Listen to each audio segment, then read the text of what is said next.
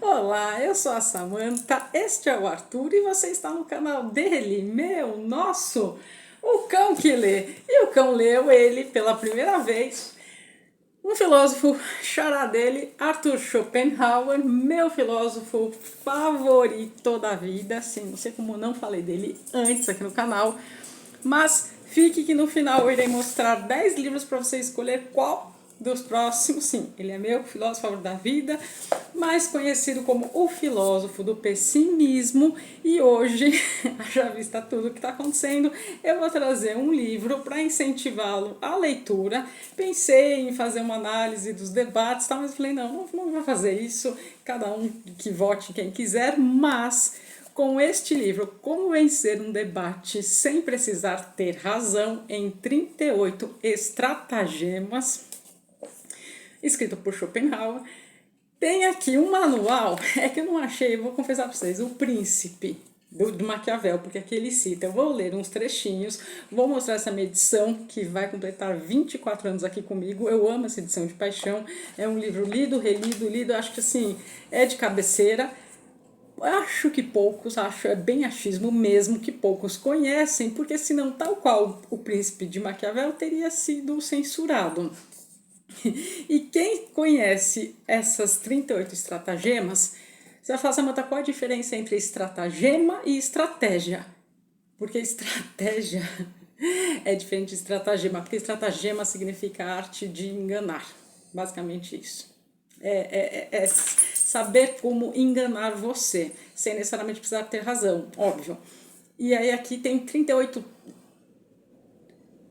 artes, né? Como você pode fazer isso de modo artístico, em linhas bem rasas, enganando o outro. Então são 38 tópicos explicando. Tá aí, se você conhece, se você está assistindo os debates, principalmente aqui da capital de São Paulo, você já está entendendo o que está acontecendo. Mas você vai falar, então se você não passando esses 38, eu posso vencer qualquer debate? E aqui Schopenhauer, inclusive, ele deixa bem claro, pode ser um debate, inclusive, contra você mesmo. Freud leu e gostava de Schopenhauer? Claro que sim.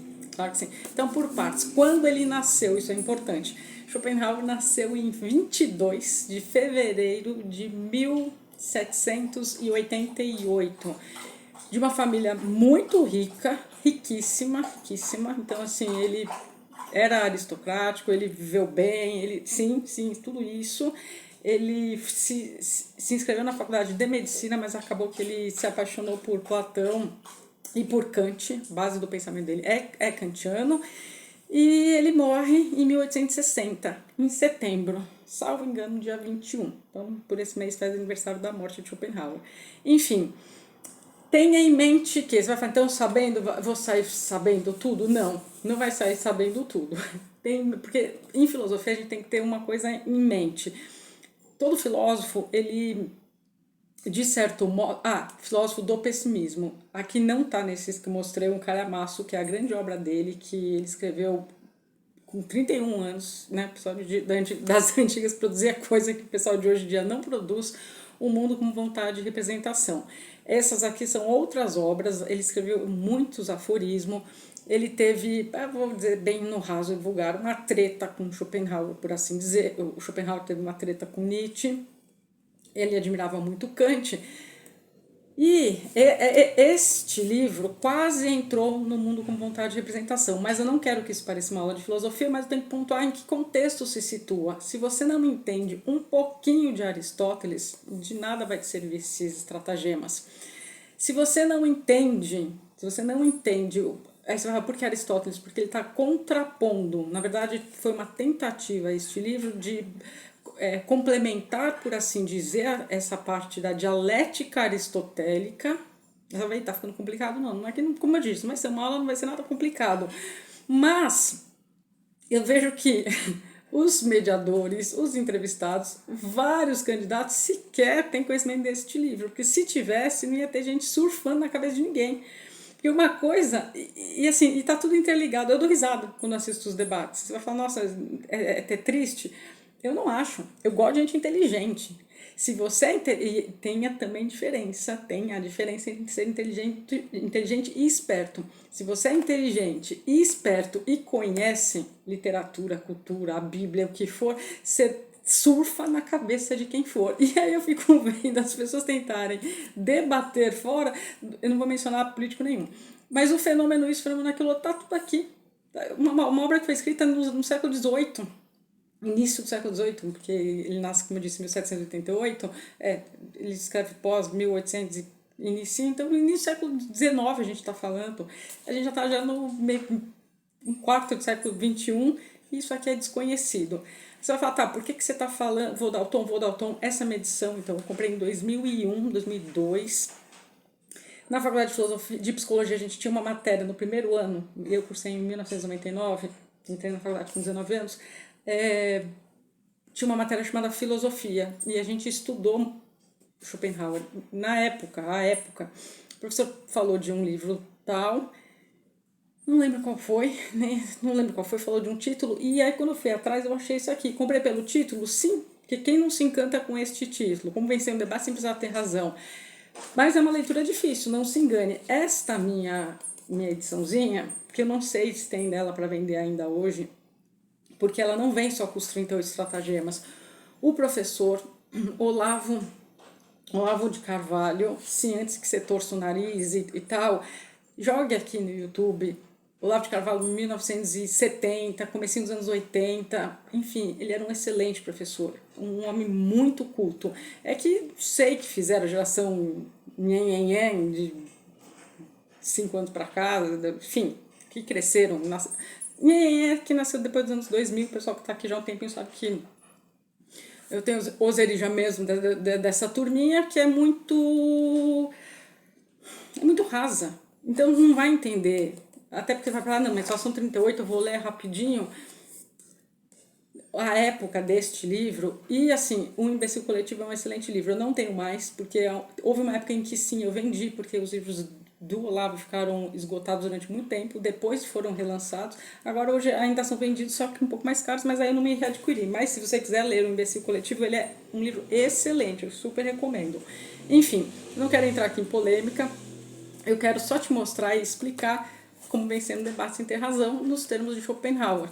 E por que se você não tiver uma bagagem, não adianta você ler, porque você não vai saber fazer nada com esses estratagemas. Você vai ler e vai falar, tá, legal, mas como eu faço isso? Como eu disse, você tem que ser minimamente inteligente, você tem que minimamente ter um conhecimento de outras questões, para daí sim poder usar ou saber se estão usando com você. Aí você vence um debate. É nesse sentido. É focado em debate político? Sim, mas como eu disse aqui, Schopenhauer também não tirou a questão de um debate, na verdade um embate, né, com você mesmo.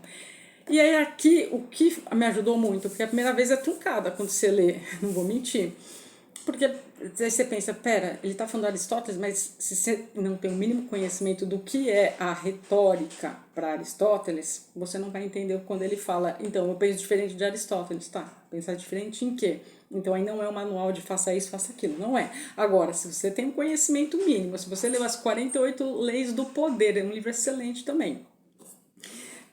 Leu O Príncipe de Maquiavel, aqui inclusive ele cita, porque o Príncipe foi escrito antes ainda, no século XV, e tem resenha aqui no canal.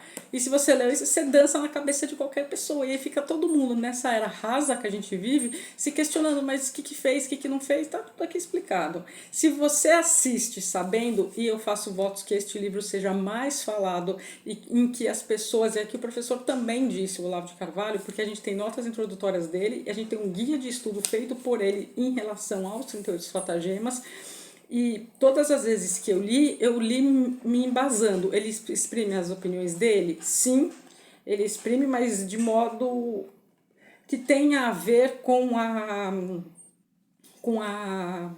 o que está sendo dito, porque o livro em si é curto.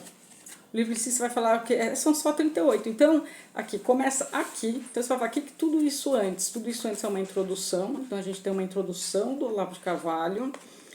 E ele mesmo, quando ele tomou conhecimento, sei lá, deste livro, que só tem isso. Esse livro, na verdade, as 38 são isso aqui.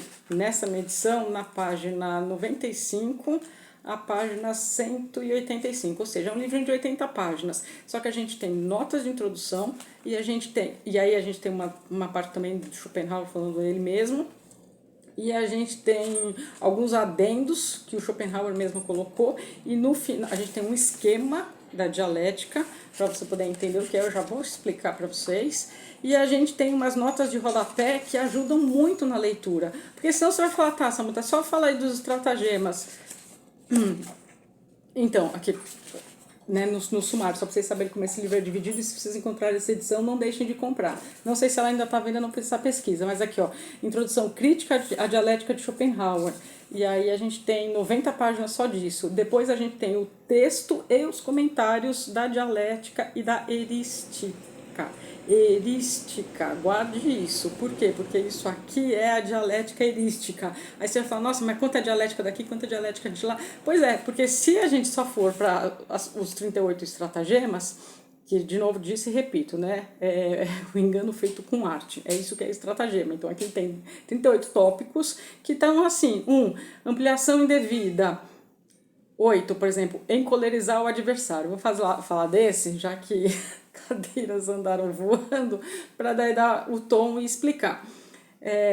Pista falsa. 19, fuga do específico para o universal. 20, uso da premissa falsa previamente aceita pelo adversário. E assim vai. Só que são poucos. E o último estratagema, ofensas pessoais.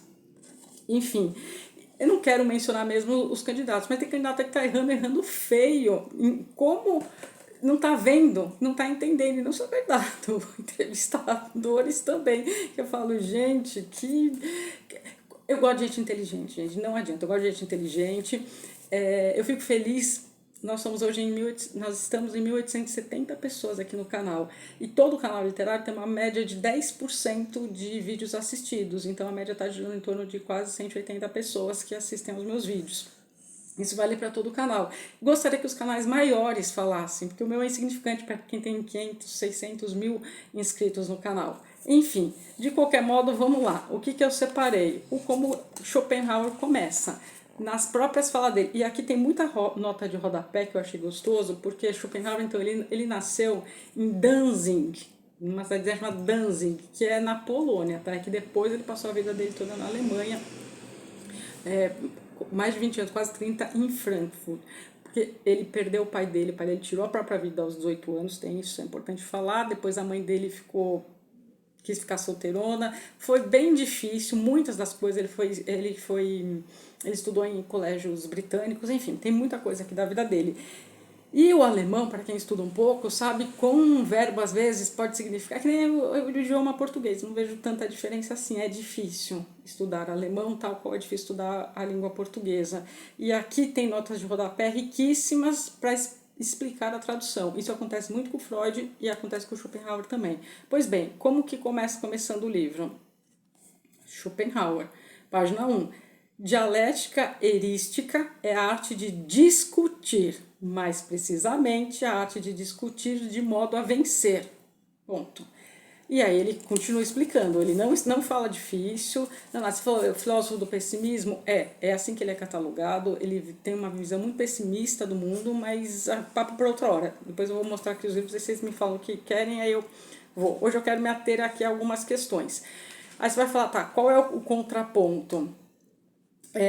Bom, então a pessoa tem que ser um estagirista para poder usar de estratagema. Aí você vai falar, tá, você mencionou Aristóteles, então só vou rápido para a parte que importa. Aristóteles, ele não via como erístico, aí que tá. Ele via a dialética como objetivo. Lembra, volta lá atrás, Sócrates, tem resenha aqui no canal já, Sócrates veio... Depois, na sequência, o discípulo dele era Platão, e o discípulo de Platão foi Aristóteles. Então, esses três pregavam a verdade, a busca pela verdade, cada um a seu modo, enfim. Então, a dialética, para o Aristóteles, vem no mesmo sentido em que Sócrates, o mestre do mestre dele, a concebia. Tanto que aqui na Apologia a Sócrates, tem vídeo aqui no canal, ele deu a vida em nome da verdade. Então toda a dialética, e é isso que Platão replicou, tanto que esse texto é de Platão, e o Aristóteles, como discípulo, também deu continuidade. Então, assim, a gente vai debater, dialogar para chegar a uma finalidade de de verdade.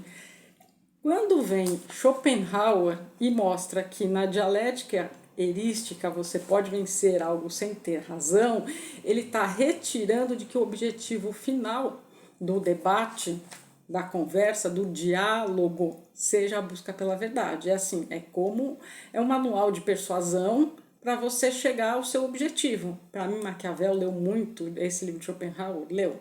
Porque bom, eu estou explicando a resenha, então não quero me alongar, quero que tenha menos de 30 minutos hoje. Então, pois bem, então guardem isso aqui que eu vou falar para vocês, ó, uma nota de rodapé.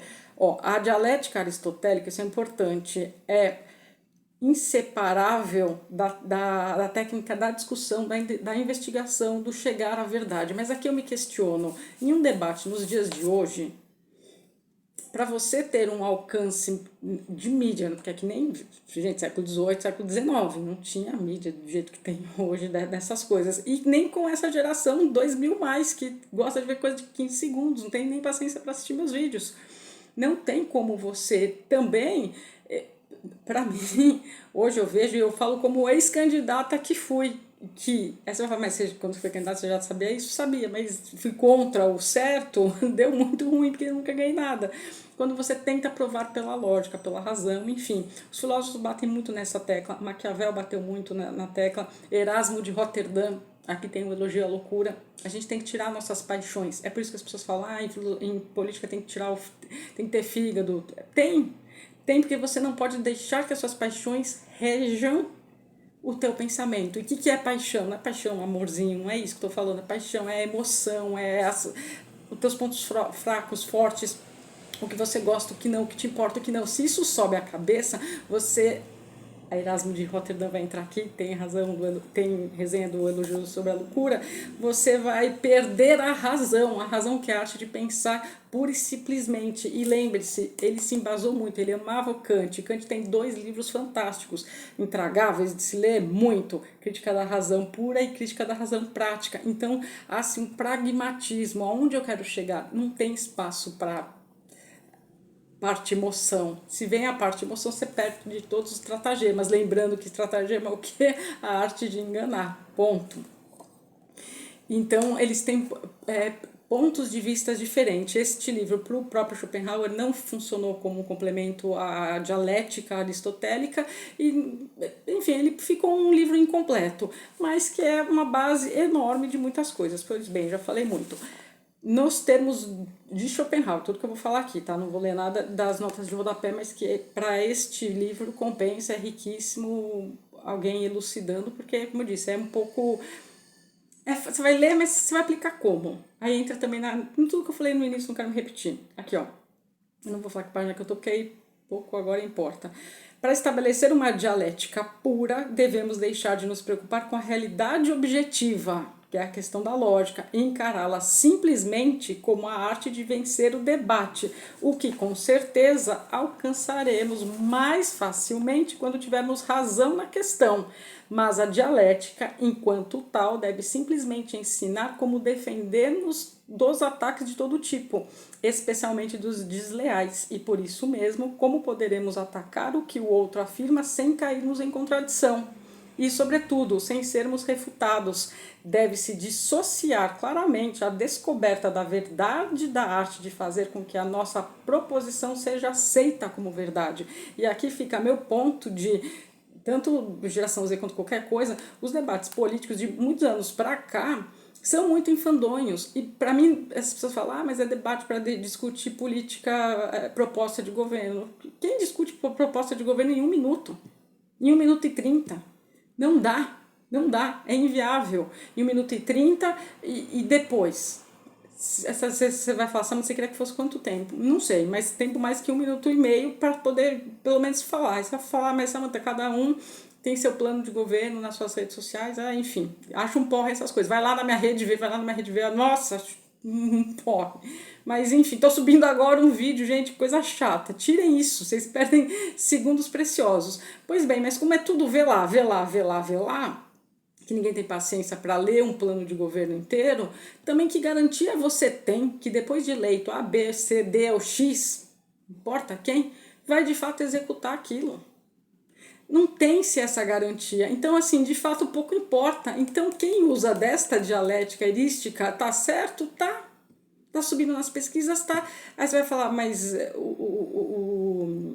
os fins justificam os meios? Não, e nem Maquiavel disse isso. Eu já expliquei isso também lá naquela resenha.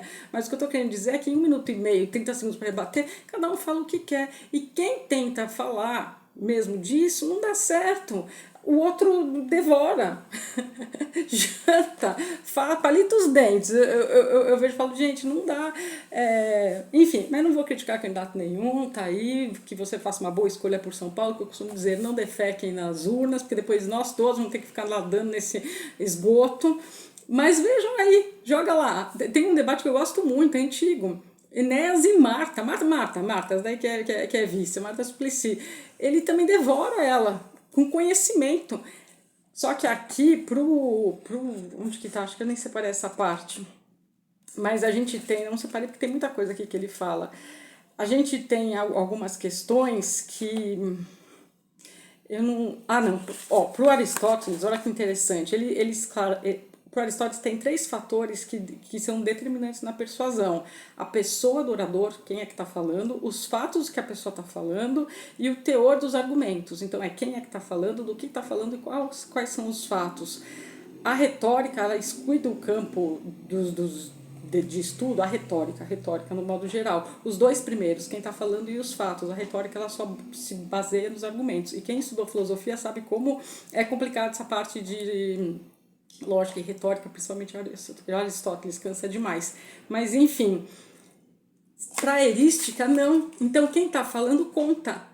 Hoje, Schopenhauer ia ser cancelado. Se essa molecada souber, já são com certeza. Iam chamá-lo de misógino e outras coisas mais, e o cara não era nada disso. Mas, enfim. O que acontece? O pessoal fala, nossa, o Enéas nos dias de hoje, mas enfim, ninguém votou nele, ele tinha 10 segundos e dá só para falar meu nome é Enéas. Vou falar dele que já nem tá mais aqui entre a gente e passou. Mas assim, ele era tão inteligente, só que ele não tinha tempo, não tinha rede social, enfim. Hoje, um debate com ele ia engrandecer muito, porque para mim ele sabia disso, com certeza. Não que a época eu também soubesse disso, isso foi uma leitura que eu fiz anos depois, eu era criança. Mas quando hoje eu jogo e vejo ele debatendo com Marta Suplicy, ele também não sabia nada, continua não sabendo nada. E de novo, atentem, candidato tem gente inteligente, tem gente esperta. Se você junta as duas em uma pessoa, a pessoa fica imbatível. Pois bem, sigamos aqui, vocês devem estar assistindo, todo mundo tá, quem não, né? Pois bem, aí continua. Aí você vai falar, continua assim, ele dá essa explicação. Deixa eu ver que eu separei aqui para ler em laranjinha para vocês. Mas eu separei, assim, alguns estratagemas para falar. A base da teoria da dialética, ela consiste em 2 coisas. O modo, que é o adversário, né, assim... O adversário, ele expõe uma tese. Para você refutá-la, você tem 2 modos e 2 métodos. E aí, saiba latim também, porque ele usa muito latim, ele usa muito grego aqui. Enfim, um modo, ele coloca o ad rem e o ad hominem, que ou você demonstra com a tese que não está de acordo, que não corresponde à verdade objetiva, ou você faz outras afirmações. E ele vai explicando. E os métodos é a refutação direta e a indireta, e ele vai explicando. Então, ele explica tudo isso antes de chegar nos estratagemas. Pois bem, eu separei 8 para ler para vocês. E é assim, bem curto. São estratagemas. Então, se você pegar e só ler, e, de novo, não tiver um embasamento, não souber como, não adianta você saber encolerizar o adversário. 8. Provoca-se a cólera do adversário. A raiva. Provoque raiva. Para quê? Para que em sua fúria ele não seja capaz de raciocinar corretamente e perceber sua própria vantagem. Podemos incitar sua cólera fazendo-lhe algo francamente injusto, vexando e, sobretudo, tratando com insolência. Acabou. Esse é um estratagema. Mas se você não souber usar com a inteligência, com a retórica, com outros recursos que você possa ter... meu pensamento foi tangencial agora, como sempre é. Por que eu mencionei o Enéas? Porque fisicamente, aparentemente, ele não era tão bonito. Aquele óculos fundo de garrafa, aquela barba daquele tamanho, ele não tinha um apelo. Tipo o Collor. Qualquer vó tua, quer dizer, não sei quantos anos você tem, mas qualquer pessoa com mais de 80 anos Se for mulher ainda vai falar, votei no bonitão, no bonitão. Sim, votou no bonitão. Que bonitão que tá falando? Ah, aquele presidente bonitão que roubou o dinheiro da galera. É assim que os velhinhos falam. Porque o Collor tinha aquela pegada mais jovial, mais de dirigir jatinho, andar de jet ski, não sei o que, enfim. O Lula era a cara do Marx. Tanto que depois, os marqueteiros, na outra campanha que ele saiu vitorioso, não a de 89, que ele perdeu inclusive pro Collor, não vou entrar aqui em outros detalhes, tem muito mais coisas que isso, mas era aquela barba mal feita, aquela coisa que lembrava Marx, um bater muito radical na questão comunista, enfim. Depois, quando ele apara a barba, quando ele é mais comedido, e isso na última eleição também, quando deixou de usar o vermelho e passou a usar o branco, quer dizer, tudo está comunicando, né? Mas enfim, não quero citar os de agora nem os de antes. Mas enfim, aí a gente pula para o nono, vai separar aqui o nono. Perguntas em ordem alterada. Fazer as perguntas numa ordem distinta da exigida pela conclusão que dela pretendemos, com mudança de todo gênero, assim o adversário não conseguirá saber aonde queremos chegar e não poderá prevenir-se. Neste caso, poderemos também servir-nos de suas respostas para tirar várias conclusões, até mesmo contraditórias, conforme as respostas o permitam. Esse procedimento é o análogo à estratégia número 4, pois trata-se de mascarar o nosso modo de proceder. Eu não separei o 4, qual que eu separei para vocês? O 4 é o pré-silogismos, porque daí entra muito numa questão mais teórica. Então, deixa eu ir aqui para usar a raiva. Aí tem usar a raiva também, que é o 27. Enfim, você pode saber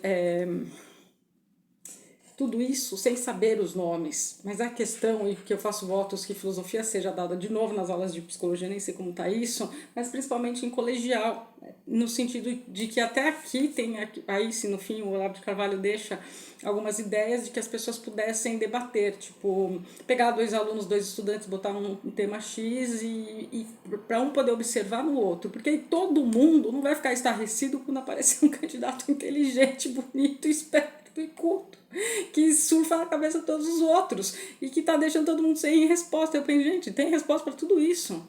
E dá para ver para onde tá escalando, onde tá indo, onde que já foi check com cada pessoa. E tem mais aí 2, 3 debates.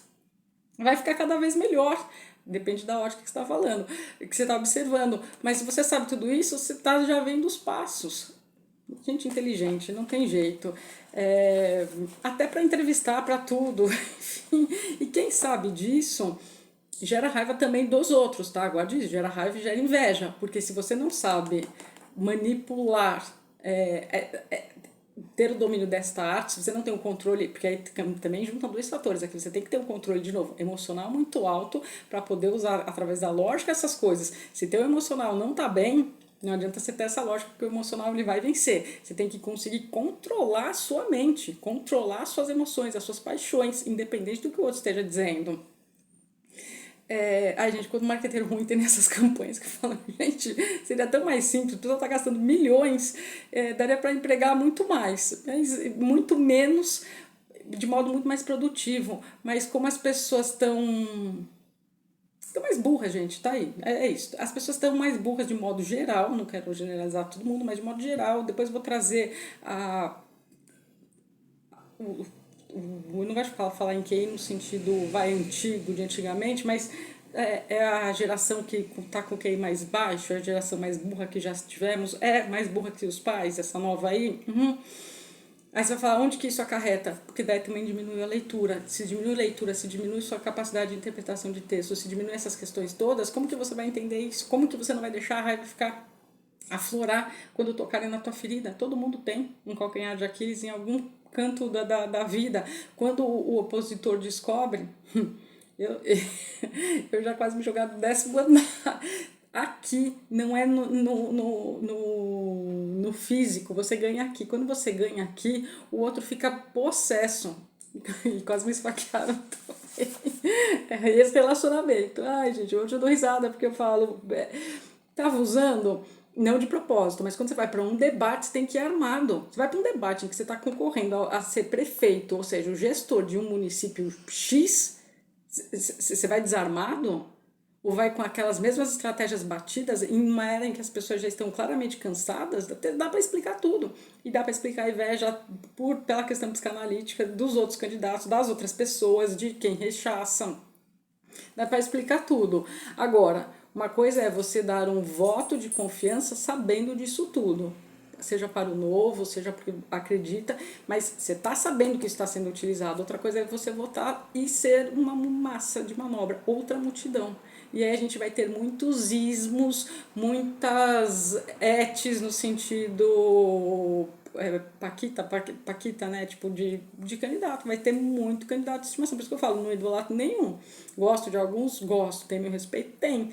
Mas você não passa a idolatrar, porque uma pessoa inteligente manipula 1 milhão de nabos. Então não seja um. Estude, leia, faça interpretações na área que for, na sua área de estudos, na literatura em geral, porque senão você é manipulável. E aí qualquer jingle bonitinho, qualquer campanha margarida, você vai cair no conto? Vai.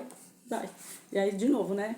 Ficou na urna, vai respingar aqui em mim, que não tem nada que ver com as tuas fezes. Mas, enfim, seguindo aqui, porque eu falei, não, vou apresentar Schopenhauer já apresentando, porque ele é meu filósofo favorito da vida, assim.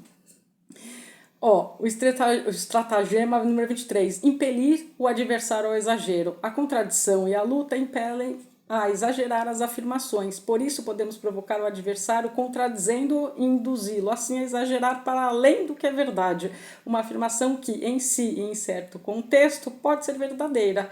E, uma vez refutado o exagero, é como se tivéssemos refutado também a proposição original. Pois bem, então é assim, é curto, não adianta só ler, aqui, o estratagema 27.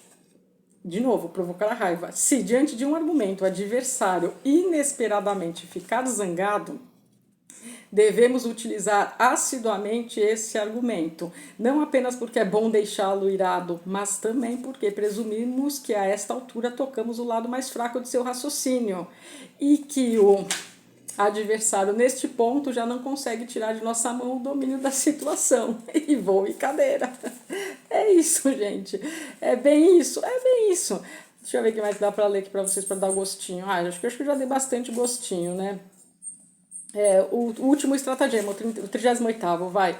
Pera aí, Arthur. Quando percebemos que o adversário é superior e que acabará por não nos dar razão... Pera aí, neném. Pera aí. É que o Arthur tá assistindo os debates e tá morrendo de rir comigo. Eu dou cada gargalhada, gente. Vocês não fazem ideia. Então, peraí, deixa eu continuar aqui, Arthur. Pera. Vai lá no seu paninho.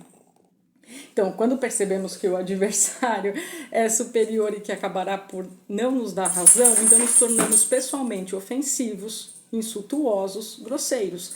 O uso das ofensas pessoais consiste em sair do objeto da discussão, já que a partida está perdida, e passar ao contendor atacando de uma maneira ou de outra a sua pessoa.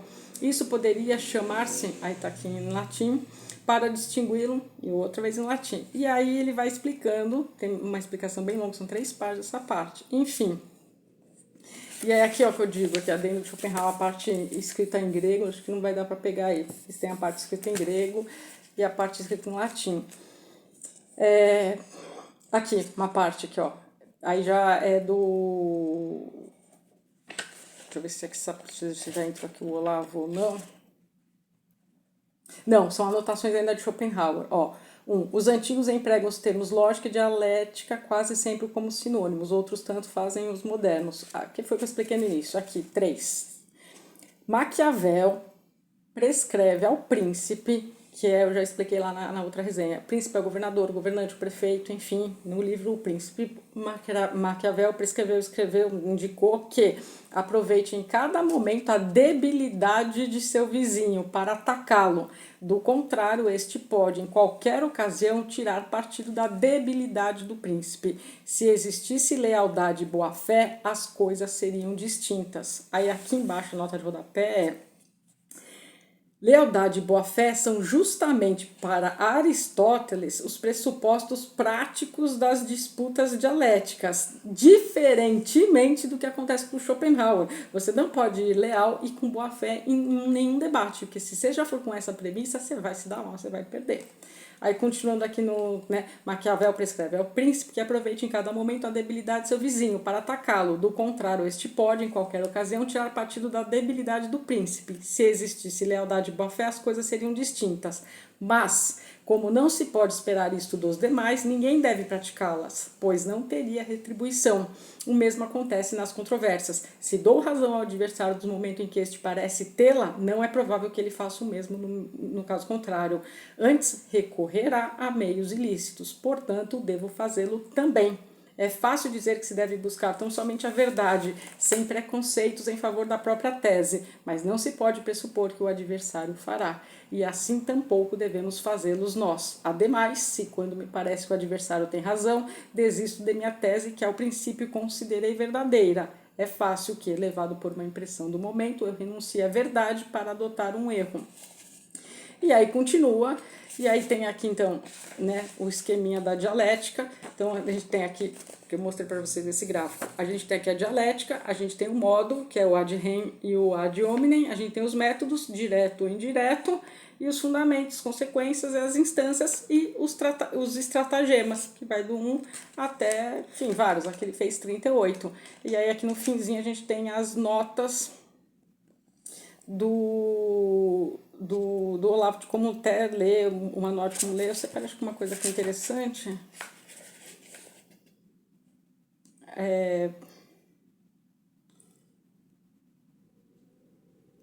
Ele conclui, vou ler a conclusão do Olavo de Carvalho. Em conclusão, a dialética erística de Schopenhauer se conserva seu vigor e sua utilidade prática, só pode deixar-se harmoniosamente numa concepção filosófica não trágica, na medida em que, renunciando a ser a única dialética possível, consista em ser absorvida numa concepção mais ampla da dialética. Em Schopenhauer, tal como em Kant ou na escola analítica, a recusa da dialética em nome de um ideal de logicidade perfeita acaba por quebrar a costela torta que pretender endireitar. É sempre a tentação da árvore da ciência que leva o homem a perder a árvore da vida.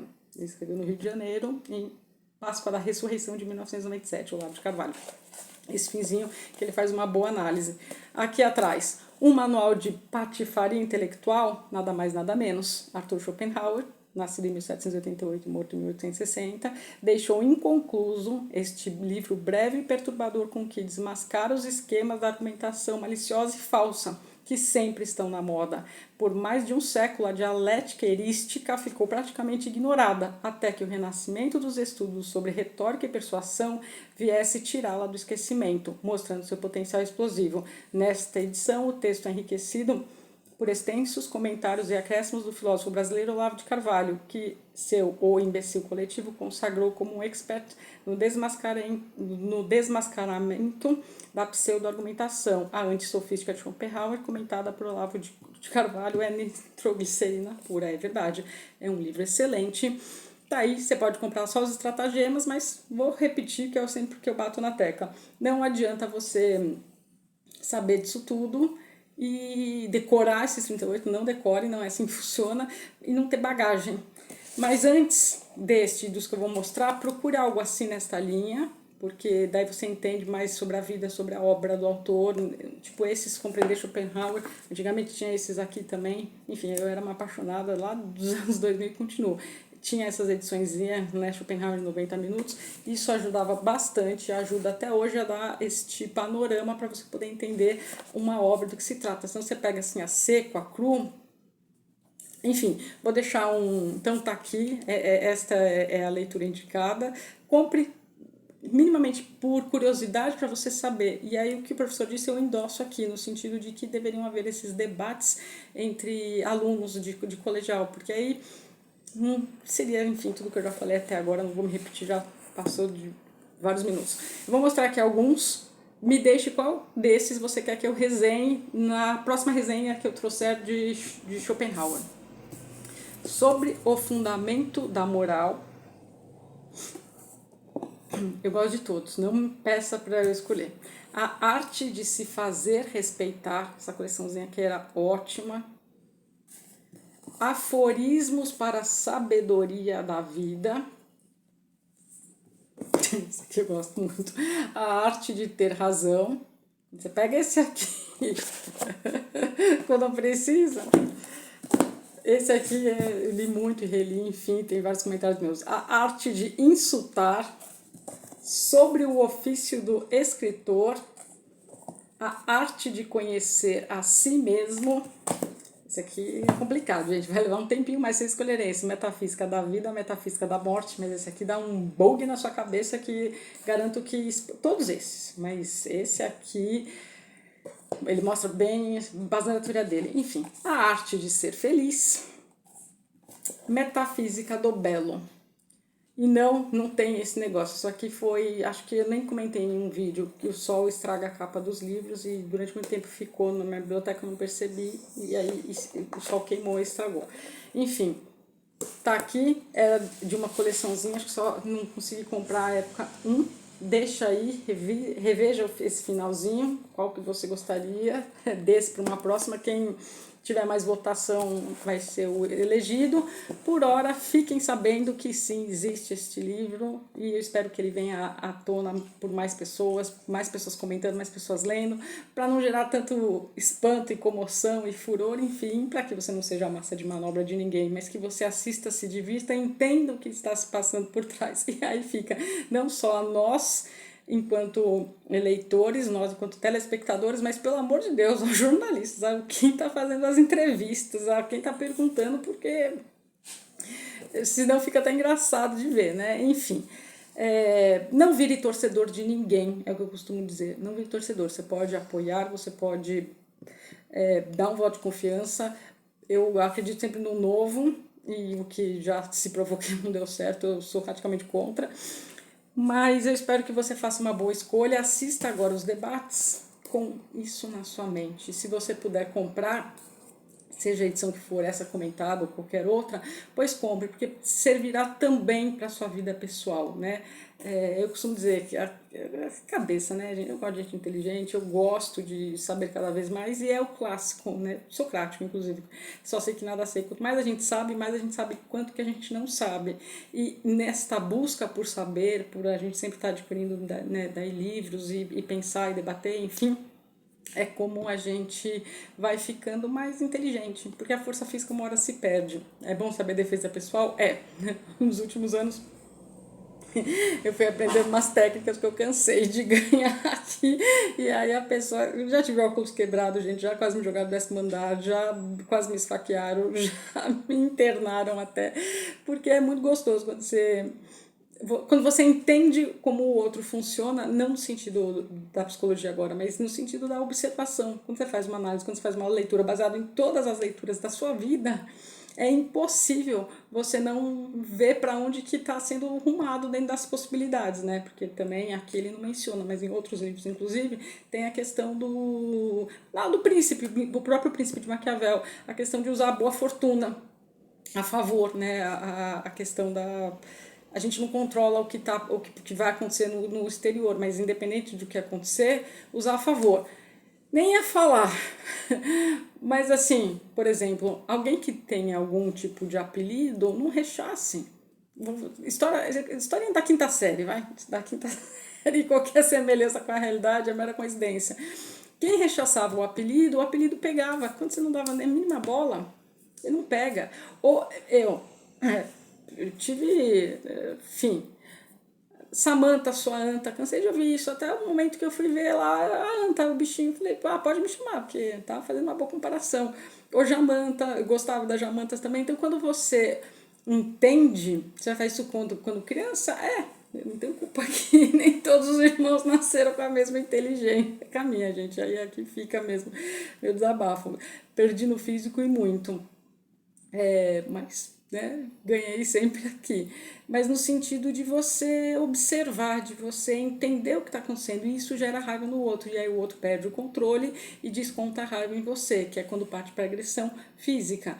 Mas tem nomes aí que pegariam e que eu usaria o bordão muito mais fácil, tipo, se tem me chamando de chata, eu ia falar chata nesse sentido. Bom, então eu vou ser chata mesmo, vou pegar aqui no pé de todo mundo para todo mundo votar em mim.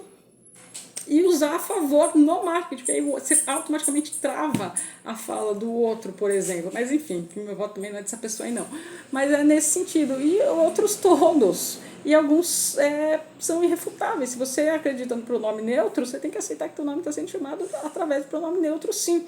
E defenda. Agora a questão é, não quero defender, estou em cima do muro, estou não. Aqui também tem a questão de como você se esquivar. São 38 estratagemas, eu li acho que 3, 4 e mais falei que é outra coisa, como sempre aqui no meu canal. Se é a sua primeira vez aqui, seja muito bem-vindo, seja muito bem-vinda. E é isso, gente. Obrigado por todos que estão aqui, por todos que gostam do Arthur, por todos que comentam, deixam um like ou um dislike, eu não tenho crise com isso. Pode nos ofender meu filho, não, que aí a paixão aflora. Por quê? Porque eu tenho controle quando faz maldade com o bicho? Não tenho. Então a gente tem nossos pontos fracos, sim. Gente, é isso. Boas leituras. E até os próximos vídeos do canal O Cão que Lê.